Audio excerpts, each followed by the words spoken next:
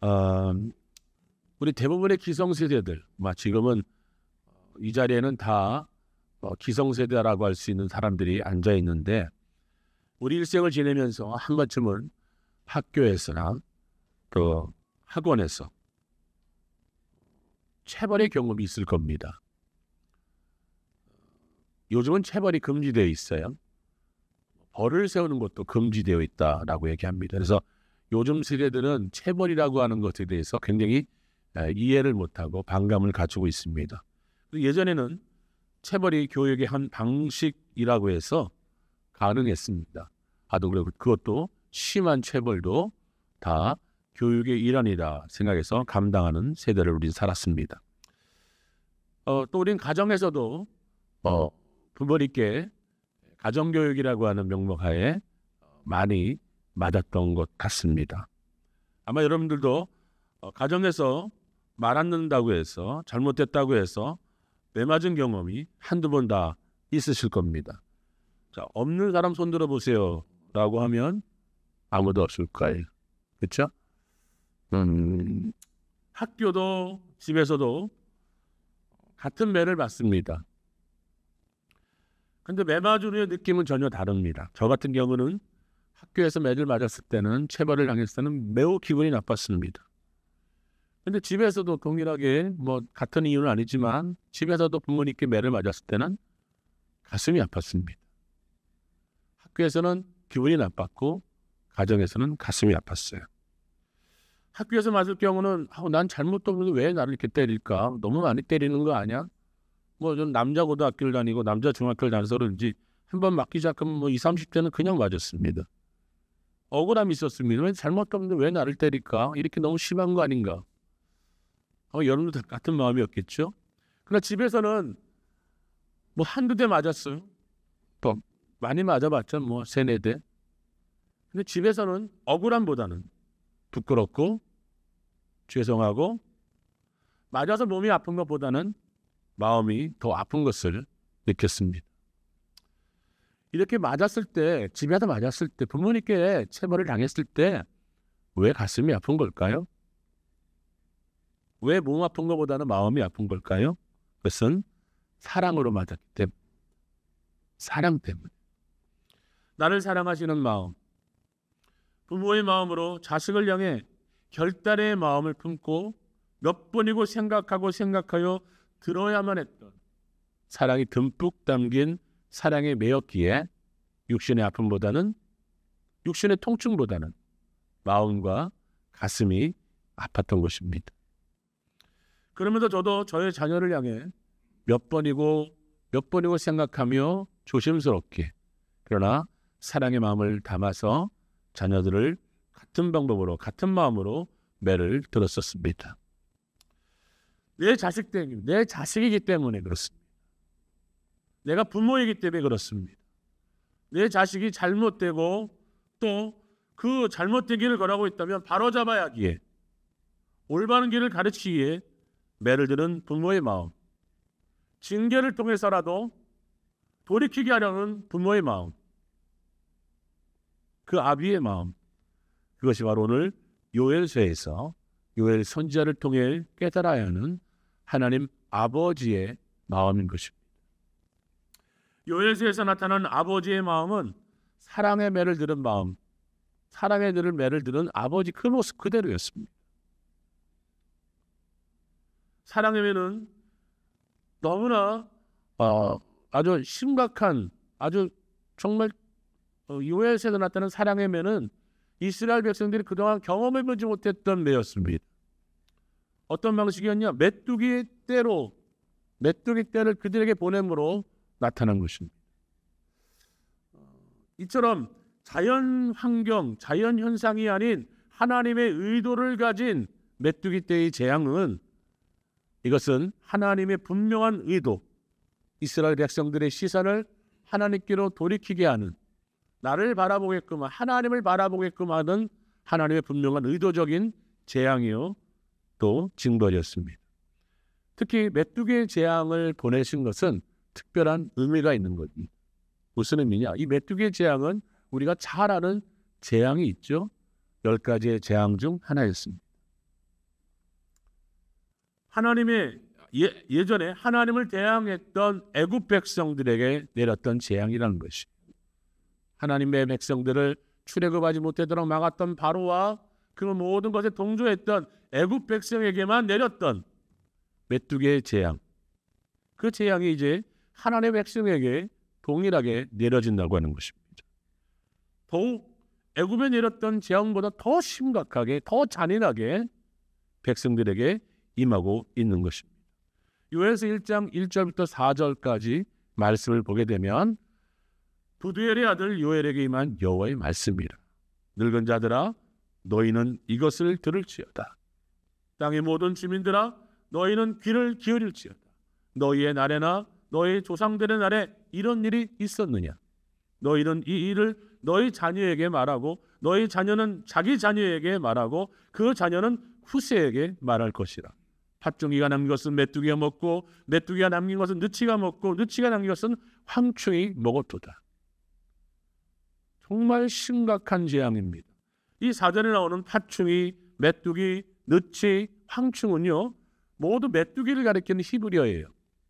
네 개의 히브리어가 메뚜기를 가리키는데 가잠, 아리페, 야라크, 하실이라고 하는 이 네 개의 단어가 동일하게 메뚜기를 가리키는데 이 네 개의 단어를 쓸 만큼 사중적인 의미를 가지고 메뚜기의 재앙이 심각했다고 하는 것입니다.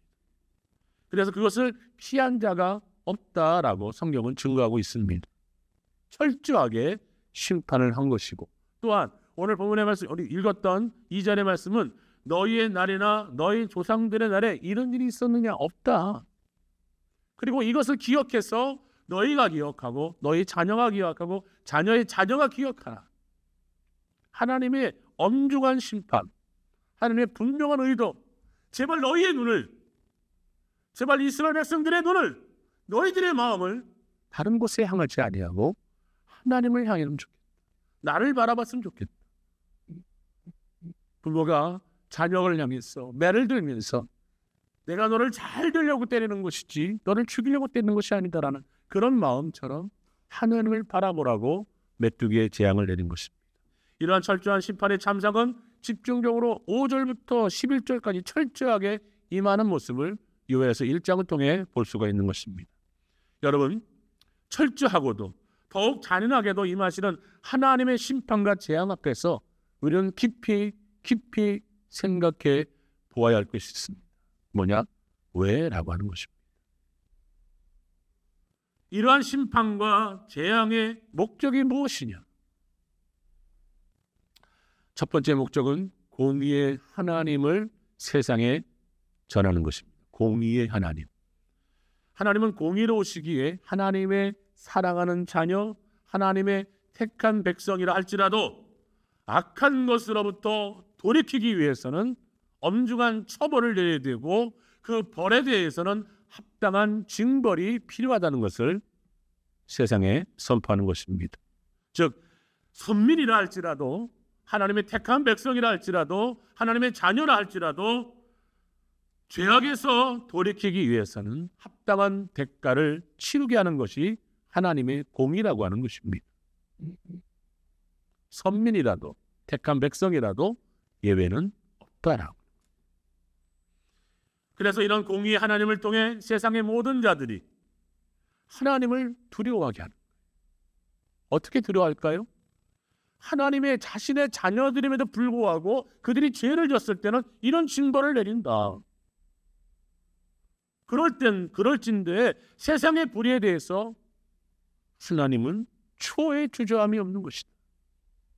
두렵고 떨리는 마음을 깨닫게 하라는 것입니다. 세상 사람들이, 세상 만민들이 죄에서 돌이켜 하나님 앞에 돌아온 역사를 이루고자 하나님은 징벌을 허락하시는 거예요. 그러나 여러분, 더욱더 징벌과 심판의 의미는 더 깊은 의미가 있습니다. 더 깊은 목적이 있습니다. 그것은 아이러니하게도 하나님은 하나님의 것을 너무나도 사랑하신다라는 거예요. 사랑하기 때문에, 너무나도 자신의 것을 아끼기 때문에, 너무나도 하나님 백성을 소중히 여기고 아끼고 사랑하기 때문에 징벌한다고 하는 거예요.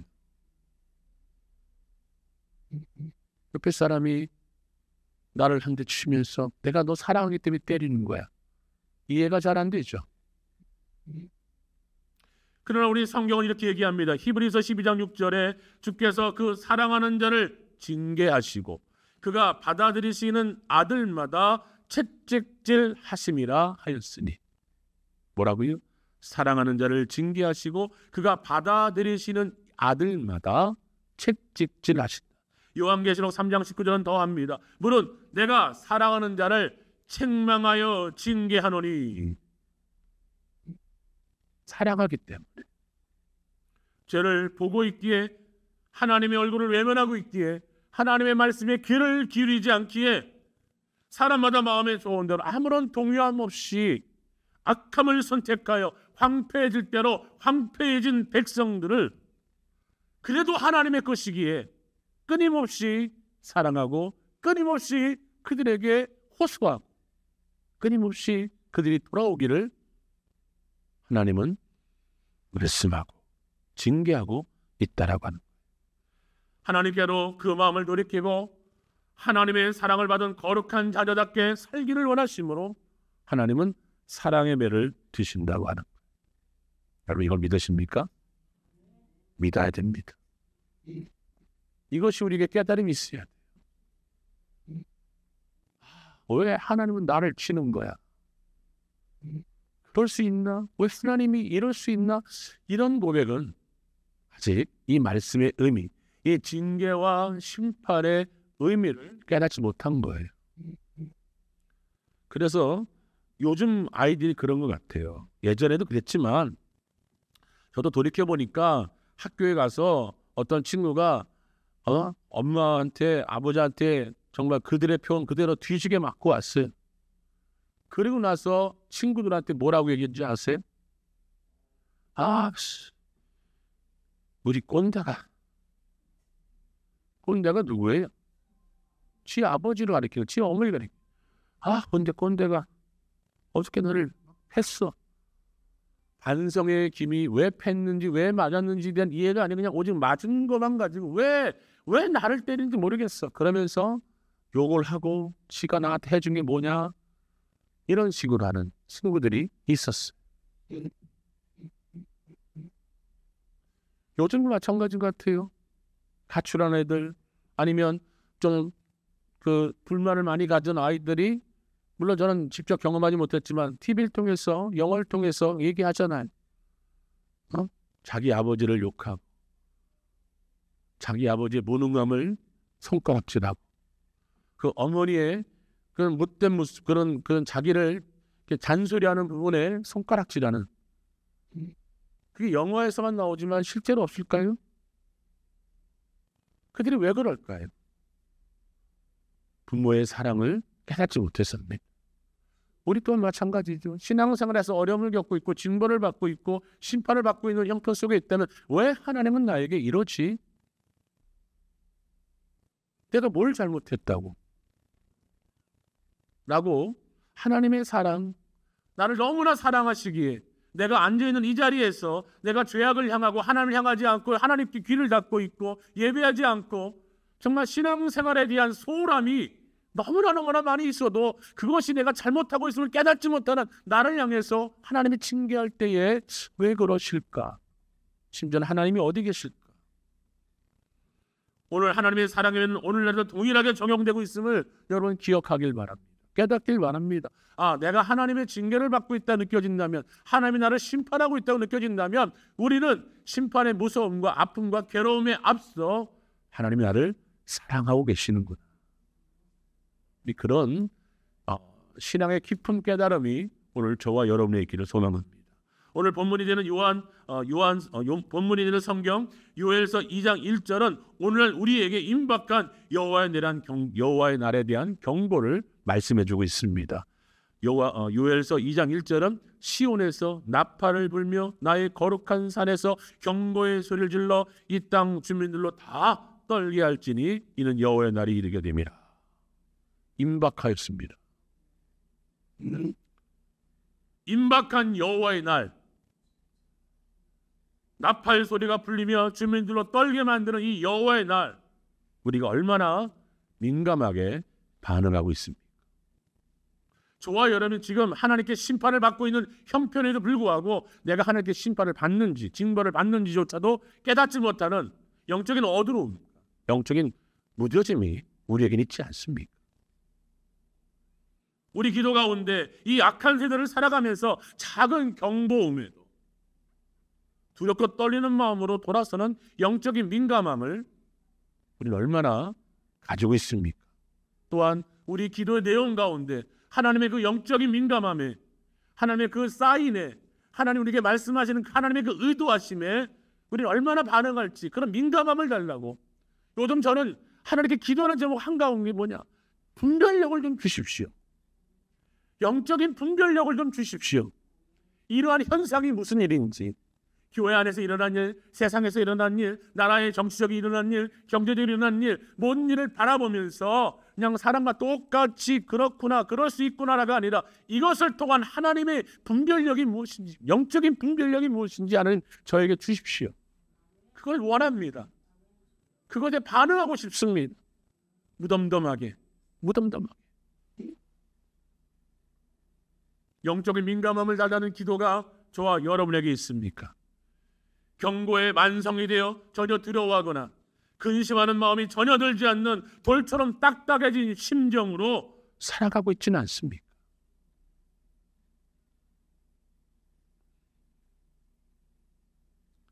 우리는 요엘이 그 당시 자신들은 하나님의 백성이며 그분을 누구보다도 사랑한다고 자부했던 사람들에게 이 경고를 선포하고 있음을 기억해야 합니다. 그들이 하나님과 상관없다면 요엘이라고 하는 선지자를 들어서 하나님의 백성에게 경고도 하지 않았겠지요. 그냥 쓸어버렸을 겁니다. 최근에 여러분에게 하나님이 주시는 경고의 나팔 소리가 있습니까? 저는 중고등부 예배를 보면서 경고의 나팔 소리로 저는 듣고 싶습니다. 여러분, 중고등부 교사와 담당 교육자만의 문제가 아닙니다.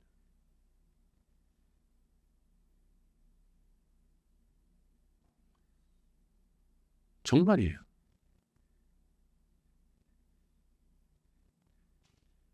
정말 우리 이런 경고의 사인들이 많이 있지 않습니까?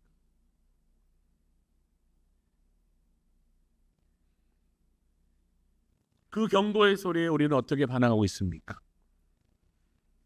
이제 우리는 오늘 선포된 경고의 나팔 소리에 귀를 기울여야 합니다. 바로 오늘이 진정한 회개와 자복하는 날이 되어야 합니다. 오늘 12절 본문은 간절히 호소하고 있는 하나님의 음성을 들을 수가 있어요. 우리 하나님은 그냥 심판만 하시는 분이 아니에요. 징벌만 하시는 분이 아니에요.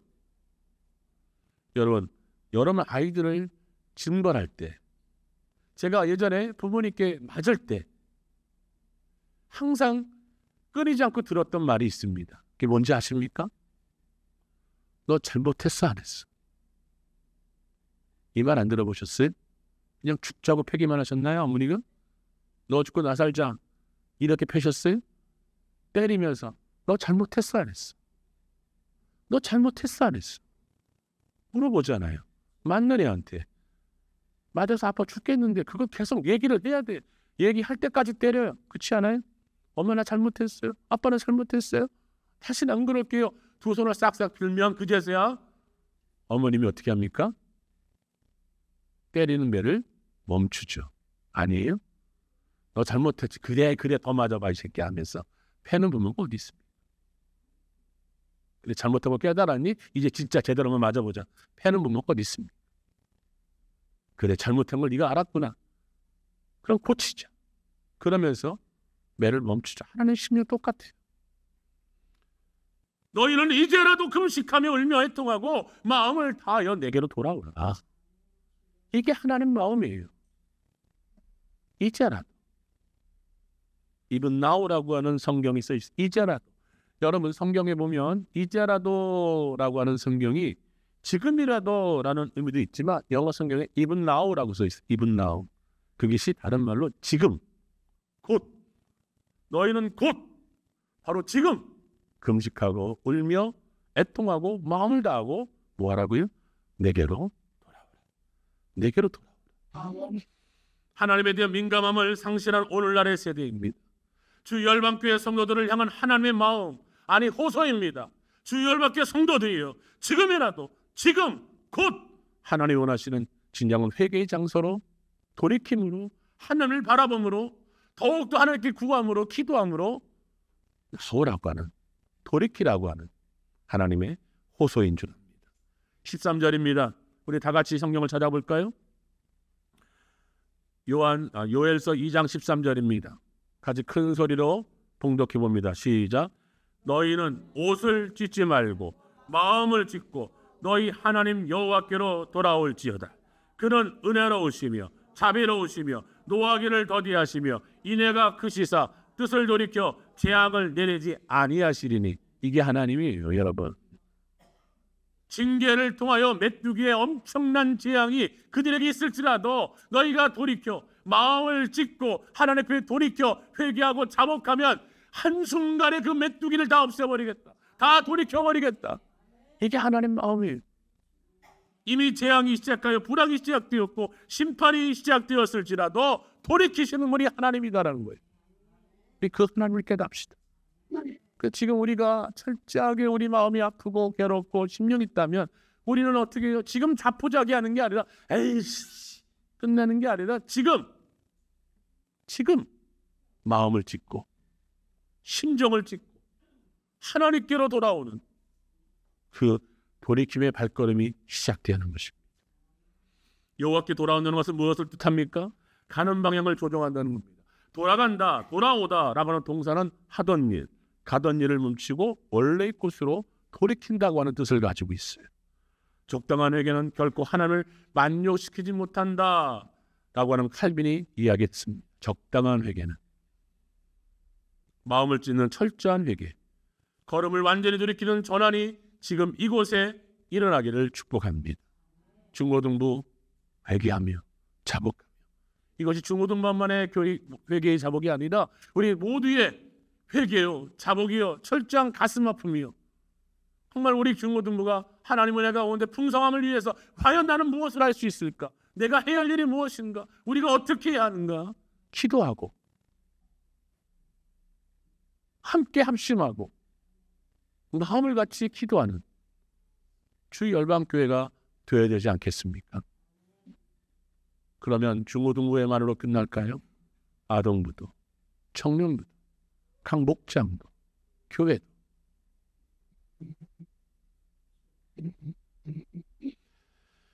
20세기 초는 굉장한 부흥운동이 일어났던 역사가 있습니다. 세계적으로는 1904년 웨일즈 부흥운동과 호주 부흥운동이 일어났습니다. 1905년 인도 부흥운동이 있었습니다. 1906년 오순절 운동과 전 세계적으로 부흥운동이 막 일어날 때에 한국도 예외는 아니었습니다. 한국에서는 1903년 원산 부흥운동이 일어났습니다. 1907년 평양대 부흥운동이 일어났습니다. 1909년 백만 인구 구령운동이 일어났습니다. 이때 우리가 주목할 것은 1907년의 평양대 부흥운동입니다. 그 평양대 부흥운동이 굉장한 한국교회 부흥, 한국교회 회개, 한국교회의 자발적인 자복의 역사가 1907년을 통해 일어났습니다. 1907년 1월 2일부터 15일까지 평안남도 전역에서 올라온 천여 명의 성도들의 참석 가운데 평양에 있는 장대현 교회에서 평양 부흥운동이 일어났는데 2일부터 15일까지 한 13일, 한 보름간의 2주간의 부흥 사격이 있는데 역사학자들과 기록한 사람들은 이렇게 기록하고 있어요. 시간이 꽤 지났지만 그 평양대 부흥운동의 그 천여 명의 성도들의 안에 왠지 모를 그런 답답함이 느껴진다. 그래서 당시 기록에 이렇게 있습니다. 이런 기록이 있습니다. 마치 놋새로 된 지붕이 그곳에 모인 사람들의 기도가 하늘로 올라가는 것을 막는 것처럼 답답했고, 마치 사탄이 온 회중을 압도한 것처럼 그날의 영적 분위기는 너무나도 차가웠다. 이게 평양대 부흥운동이 장대현 교회 그 집회를 서술한 이야기가 여기 역사책에 써 있다는 겁니다. 이렇게 사경회가 끝나서는 안 된다. 그 각지에서 올라온 천여 명의 심령들이 그냥 이렇게 돌아가서는 안 된다고 하는 각성이 시작되기 시작한 거예요. 14일이죠. 15일 날 마쳤는데 14일. 14일 정오 기도에 천여 명의 기도가 합심 기도할 때에 이 정화는 달랐다는 기록이 있습니다. 그 천여 명의 기도가 간절했고 그 간절한 기도가 폭발적이었고 그래서 그 통성기도가 끝난 후에 집으로 돌아간 사람들을 제외하고 여전히 더 기도하려고 남아있는 사람 600여 명 됐다고 합니다. 600여 명이 밤새도록 새벽 2시까지 간절히 기도의 자리를 지켰다고 하는 것. 그 가운데 성령의 역사가 시작됐습니다. 특별히 이 강력한 성령의 역사는 길선주 목사라고 하는, 아마 다 들어보신 분이 있을 겁니다. 길선주 목사라고 하는 회개, 길선주 목사님의 회개, 자복함으로 시작된 거예요. 길선주 목사님이 갑자기 일어나더니 온 회중들이 듣는 앞장에서 자기의 죄를 고백합니다. 무슨 죄일까요? 자기가 옛날에 친구의 재산을 정리하면서 100불, 요즘은 100불이 한 14, 5만 원의 가치가 있지만 그 당시 1907년도에 100불의 가치는 엄청났을 겁니다. 큰 돈이죠. 그 큰 돈을 착복했다는 거예요. 길선주 목사가. 그 부끄러움을 그 600여 명이 모여있는 가운데 일어나서 자기의 수치, 아무도 모르는 그 잘못, 그 죄악을 고백합니다. 눈물로 철저하게 회개하며 자복합니다. 공개적으로 자기의 죄를 고백하며 참여하며 하나님 앞에 용서를 구할 때에 이곳저곳에서 마치 뇌관에 불을 당긴 것처럼 모인 회중들의 회개로 이어졌습니다. 그 당시에 북장로교에 보고했던 내용이 그 부흥의 엄청난 것을 충분히 알게 합니다. 이렇게 이야기하고 있습니다. 우리는 매우 놀라운 은혜를 경험하고 있습니다. 성령께서 권능 가운데 임하였습니다. 장대현 교회 모인 지난밤 집회는 최초의 실제적인 성령의 권능과 역사의 임재였습니다. 우리 중 아무도 지금까지 이전에 같은 것을 경험하지 못했으며 우리가 웨일즈, 인도에서 일어난 부흥운동에 대해 읽었지만 이번 장대현 교회 성령의 역사는, 회개의 역사는 우리가 지금까지 읽었던 그 어떤 것도 능가하게 나타났습니다. 여러분, 장대현 교회에 모였던 그 1907년의 부흥의 운동은 자신의 옷이 아니라 자신의 마음을 찢고 여호와께로 돌아갔기에 시작된 것입니다. 1907년이라면 지금부터 꽤 오랜 시간 전이겠죠. 오랜 시간이 흘렀기에 우리 교회는 일어나지 않을까요? 주 열방교회의 부흥은 이것이 바로 이 앞에 있는 목사로 서 있는 저부터 회개합니다. 통회합니다. 자복합니다. 저의 게으름을 여러분에게 고백합니다. 저의 나태함을 여러분에게 고백합니다. 저의 욕심, 또 사람들을 업신여기고 또 다른 곳에 보여지는 모습들의 시기와 질투, 포기함, 한 명의 영혼도 소중한데 말 안 듣고 내 마음에 합당하지 못한 영혼들 향해 포기해버리고 그냥 네 멋대로 해라. 그랬던 나의 모습. 부끄러운 이 말로 고백할 수 없는, 잘하는 사람은 더 잘해주고 못하는 사람은 취급도 안 해주고, 나의 이 우유부단함과 이 안일한 이기적인 저희 정말로 부끄러운 이 모습을 여러분에게 고백합니다. 솔직히 말해 저는 주열방교회 담임 목사로서 여러분들을 섬기고 여러분의 목자로서 인도할 만한 자질이 없습니다. 자격이 없습니다. 정말 부끄럽습니다.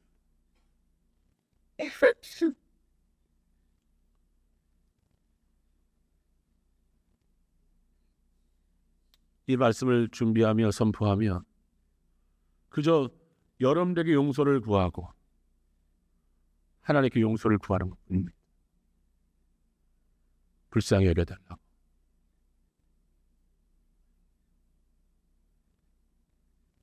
장대현 교회 같은 회개와 자복함이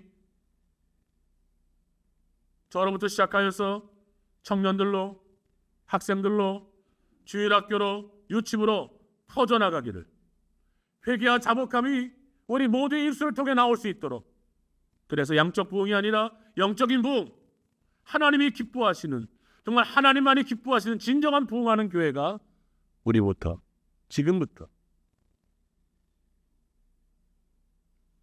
시작되기를 축복합니다. 부흥은 분명히 기억하십시오. 회개와 자복함, 그것으로부터 시작됩니다. 부흥은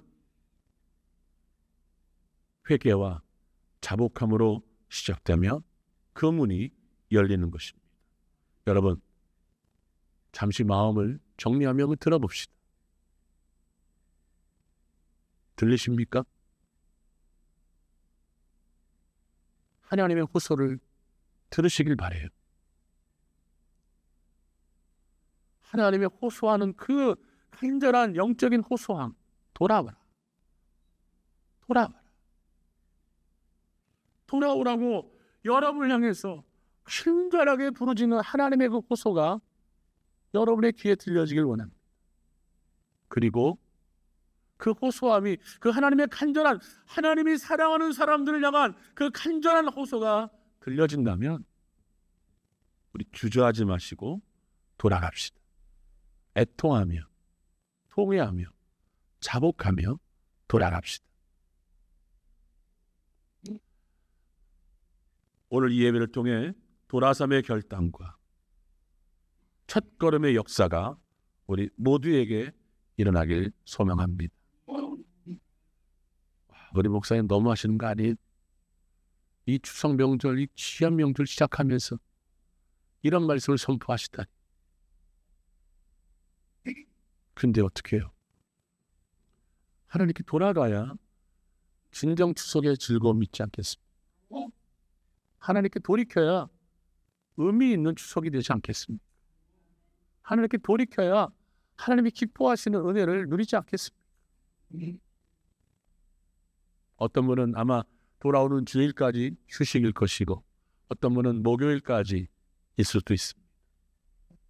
그러나 여러분, 시간마다 하나님의 그 호소하시는 그 음성에 우리 귀를 기울이고, 그 음성이 들린다면, 그 음성을 깨닫는다면, 그 하나님의 호소함이 우리 안에 심령 속에 바로 새겨진다면 주저하지 마시고 거침없이 정말 이렇게 뒷걸음치지 마시고 주저함 없이 그 호소함 속에 애통하며 돌이키는 저와 여러분에게 주의 이름으로 축복합니다.